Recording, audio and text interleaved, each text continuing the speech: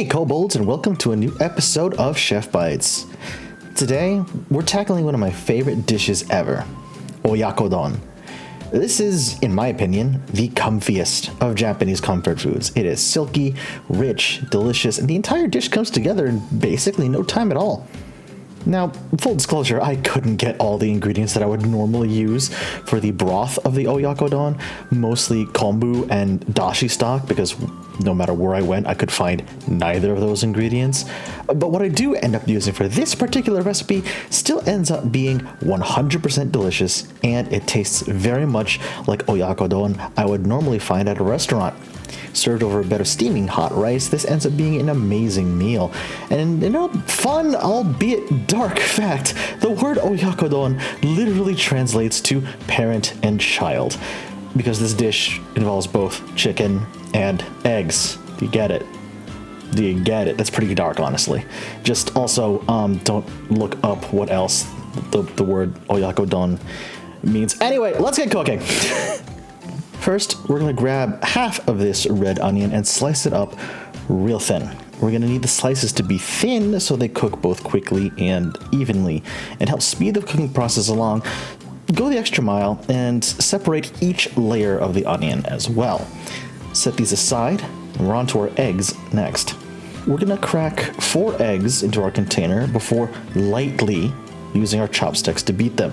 Don't go overboard here. We want to keep some of those egg whites separate from the rest of the egg mixture so the texture stays soft and silky, and we get the bonus of a pretty nice gradient of yellow and white in the final dish. Once this is done, set this aside, and it's time to deal with our chicken. We've grabbed a clean cutting board and gloved up because we say no to cross-contamination here. I'm using chicken thighs for this particular recipe. The fat is going to impart a lot of extra flavor into the final dish. I'm only using 2 chicken thighs for this recipe, and here's a fun tip. You could just set these in the freezer just until they slightly get firm. This makes cutting and very specifically cubing our chicken way easier. We want the cuts here to be both small and uniform in size so they will all cook evenly and thoroughly, about half-inch size cubes, give or take. Set these aside, and now it's time to assemble our Oyakodon broth. In another container, pour in half a cup of chicken broth. Dashi stock is far more traditional here. 4 teaspoons of soy sauce, 2 teaspoons each of mirin, sesame oil, and sugar. Mix thoroughly to dissolve all of the sugar, and then we're finally ready to get cooking. In a medium-sized skillet or nonstick pan or dedicated Oyakodon pan if you're lucky enough to own one, heat another teaspoon of sesame oil and some grated ginger over medium heat until fragrant and aromatic. Then add in our sliced onions. We want to slightly saute these for about 3 to 4 minutes until the onions become fragrant, and then we add in both our broth and our chicken pieces. Mix everything together, slap a lid on, and simmer this on medium heat for the next 8 minutes, occasionally stirring the ingredients around just to make sure everything's cooking evenly.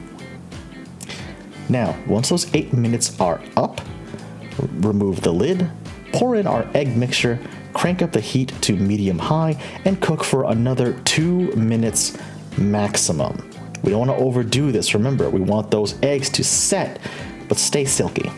In terms of flavor, this dish is just out of this world. It is warm, hearty, filling, full of umami, but with a touch of sweetness as well.